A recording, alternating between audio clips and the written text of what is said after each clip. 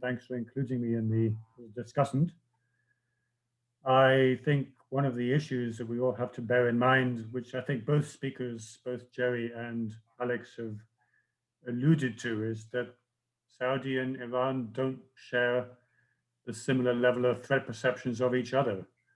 As Jerry said, the Saudis felt they were being encircled from 2012 onwards. And for Saudi, I think they see a lot of regional policy, regional developments through the Iranian prism, and not only in Yemen, but especially on the Arabian Peninsula, but also in Syria, in Lebanon, in Iraq as well. Whereas for the Iranians, Saudi Arabia is not their number one perceived threat. And as Alex has said, a lot of Iranian policy, although not all, has to some extent been opportunistic. It's been responding to circumstances. And it hasn't been driven by the same kind of innate fear of encirclement that Saudi policy has. And I think we've seen that play out very strongly in Yemen since 2015, and arguably since before 2015 as well, where the Saudis, perhaps overseeing the threat, have at the beginning perhaps have created conditions where, as Alex has said, the Iranians have deepened their involvement, have deepened their military support for the Houthis, and to some extent have contributed to strengthening the Houthis' military capabilities to the point where now, as I think we all acknowledge, the Houthis do to some extent hold the cards if the Saudis are to try to find a way of withdrawing from Yemen in a way that kind of respects those three red lines that Jerry had spoken about. And of course, the Houthis now have a claim to be at the table in a way perhaps they didn't have it in 2015 when they had seized Sana'a through through force. But of course, now they're much more powerful. So we do see a difference in threat perception that has really been marked, and I think arguably has continued to grow the longer this war has gone on. And of course, as the Saudis have failed to win a military victory or even a sort of military success that would allow them to withdraw with their objectives obtained, I think going forward we will see, and I think it's my personal view that the beginning of the war as well in Yemen in 2015, at least the internationalization of the conflict, was also linked to those negotiations going on in Vienna between the P5+1 plus Iran, where the Saudis to some extent were saying, well, we think that you can't just isolate Iranian nuclear issues from Iran's regionally destabilizing behavior. And so we're going to do something about it. Now, I think we're seeing the same thing now, and to some extent, such perceptions have only been intensified by the increase in missile and drone attacks on Saudi Arabia since the Biden administration came in to office in January. And I think with every new attack on Saudi Arabia, it will strengthen the view of the Saudis and potentially others in the region who are opposed to any kind of re-entry into the JCPOA, that it absolutely has to be linked to conversations with Iran on missile issues and on Iran's support for regional proxies. And so I think once again, we're seeing at the end of the 6 years of conflict in 2021, some of those same regional dynamics where different regional actors are playing to very different international audiences.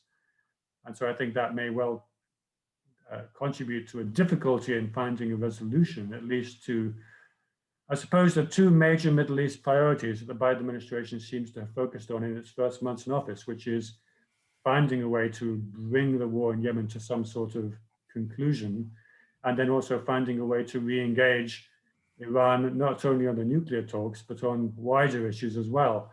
So I think just as we saw in 2015, some of these issues coming together in ways that have proven to be destabilizing. So I think we may see the same thing playing forward, and of course, complicating the Biden administration's attempt to try to move forward on these two issues. And then just finally, I agree, I think, with both Alex and Jerry that both, well, the Iranians, I would agree actually that Iran does potentially have at least an incentive to keep trying to create that wedge between Saudi Arabia and the US. Although paradoxically, I think with the Biden administration having reaffirmed support for Saudi defense, the defense of Saudi Arabia, actually it's driving Saudi Arabia and the US arguably closer together in some respects, because the Saudis can now justifiably claim that they're under attack. And so I think we're going to see the next big issue being, how do you define defensive versus offensive operations and weaponry? But arguably, the Iranian, every kind of attempt by every attack by the Houthis that can linked, of course, to Iran on Saudi soil now will, I think, create some problems for the Biden administration if they want to try and distance themselves from Saudi Arabia, because arguably it will drive them. It will create that dynamic where the defense of Saudi Arabia is now taking an even greater importance than perhaps it did before 2020. So with that, I'll pass back to you, Stephen, and for questions. Thank you, Kristian. And all of you are perhaps aware of the attack overnight, right? Or I guess it was last night, our time, early morning, perhaps in Saudi Arabia. It sounded like 11 drones that Ansar Allah says they launched toward Jazan, and a few missiles, certainly a conflagration on the ground. Looked very serious. But I take your point, Kristian, this may have the effect of driving the Biden administration closer to Saudi Arabia. I want to open the floor for anyone, and we can perhaps spend a few minutes discussing this, but I'd like to get Jerry, if you could come back in, Jerry, and talk about how you view the Saudi position on this. If Ansar Allah continues these sorts of attacks and advances on Marib, that threat remains, that Marib could collapse. How serious might this become for Saudi Arabia to further engage in conflict? As Kristian pointed out, they would define as defensive at this point. Yeah, I think, from a Saudi perspective, I would say that the worst possible outcome obviously would be one where effectively Yemen was divided, and that the Houthis ended up being solely in control of the north, meaning solely in control of the Saudi-Yemen border, with presumably an independent or certainly a separated south. Some people have suggested this. Obviously, the Zaidi Shia are the majority in the north. The Sunnis are the majority in the south, and therefore that you could have, kind of a Zaidi Shia northern Yemen. That would be, I think, the least acceptable outcome for the Saudis, and therefore they would see Marib as really being the critical front that they need to defend. And we've seen, of course, that even though they have advanced their own peace initiative, they've announced a position that's more or less consistent with the UN/US position on negotiated resolution. They have, in fact, re-engaged with the Houthis both in Marib and in Sana'a. So I think that from a Saudi perspective, the way forward has to be maintaining the stalemate on the battleground, and that would eventually force the Houthis to come back to the negotiating table and look for a political solution. If the Houthis get control of Marib, then the possibility might be that the Houthis, at least some of them, would see that they could once again achieve their goals through military victory. Okay, please, anyone else make comments or ask questions at this point? I can throw in with a question. So I wanted to ask about Saudi and Iran, specifically to a point that Alex brought up, but maybe Kristian has some thoughts on this as well. I just wonder what would happen if the Saudis did decide to talk to Iran. So first of all, is that even possible? The Houthis would hate that more than anything. Whenever Martin Griffiths first went to talk to Iran, that was, something the Houthis didn't like very much. They prefer Martin to talk to them, not to Iran. And I suspect the same would be for the Saudis. And so I just wonder, whether we think it's just a total dark horse option that the Saudis would ever talk to Iran at this stage, or whether we think it's, you know, somewhere in the cards potentially.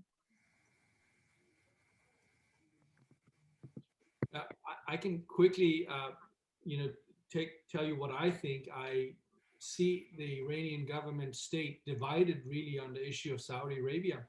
There are those who believe that Saudi Arabia is weak, that Mohammed bin Salman has basically weakened the kingdom, and this is not the time to sort of want to play friends with the Saudis. You want to keep the pressure on, and I think, you know, the Rouhani and the Zarif and the so-called moderates have always argued that Saudi Arabia is too important, that you got to talk to them. In fact, they have kept the offer of negotiations or talks with the Saudis, although the Iranians have been very vague about what they want to talk about.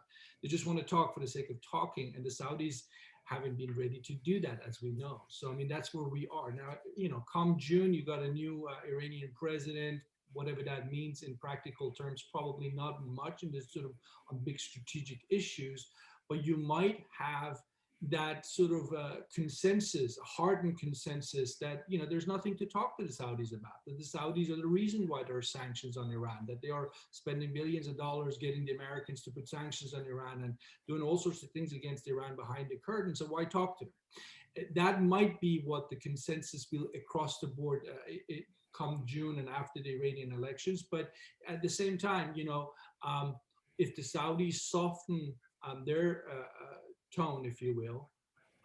They don't necessarily have to go back to the days of King Abdullah, but if they soften their tone and give this, what they call the hardliners in Tehran a reason to want to sit down, then that's definitely a distinct possibility still.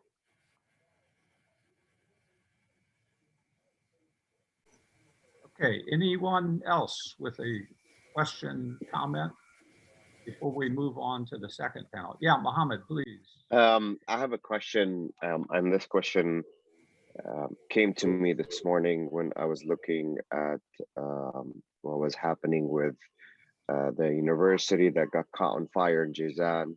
Can you hear me well? Yeah.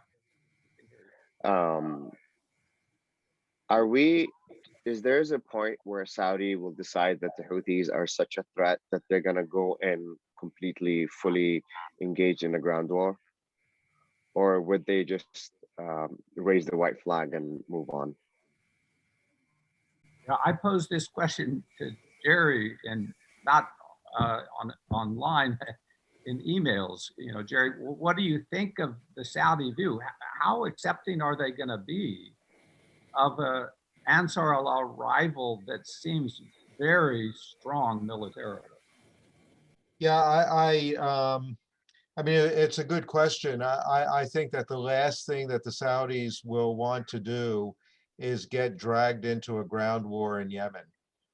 Their initial forays in 2009 were not terribly successful. And even with their intervention in 2015, they really turned the ground operations over to the Emiratis. They, for the most part, have stayed away from that and preferred to maintain their air campaign. So I don't see the Saudis going in, in any significant way into a ground war in Yemen. I think that's a formula for a quagmire and a very unhappy ending. It's a good question. What is going to happen? And I would have to say this is also true from a U.S. perspective. I think that the last thing that we want to see from a national security perspective is a Houthi military victory. And so the question will be, if it does look, if Madr were to fall, and it did look like the Houthis were going to try once again to unify and gain control of all of Yemen, I think it's a big question about what we would do. I would certainly think that the Saudis would intensify their air war, not necessarily on the ground. And I did want to make one other point, if I may, before we turn over, and that is the whole question about, and Bruce refers to it in his paper as well, and I agree with him on this. The Houthis are not an Iranian proxy. I think that we need to be careful in not assuming that the Iranians, even if they decide to be helpful in ending the war, can deliver the Houthis. The Houthis have their own objectives. They started this conflict for their own reasons, and they will end the conflict based on their own calculations. The Iranians can influence them. I think that the Houthis can't ignore what Iran says, but I don't think that the Iranians have the power or the capacity to pull the plug on the conflict, even if they chose to do that. Let me say, Jerry, it didn't surprise me that you started off by saying you disagree with the points that Bruce made in his chapter. And I should say that, I think if I had to guess what Bruce would say if he were here, based on what he wrote in the book, and he made very strong critiques of the decision-making in Saudi Arabia. He's very critical of MBS. But I think his position would be that Saudi Arabia needs to disengage completely, just walk away, and stop its engagement. And that's not going to happen.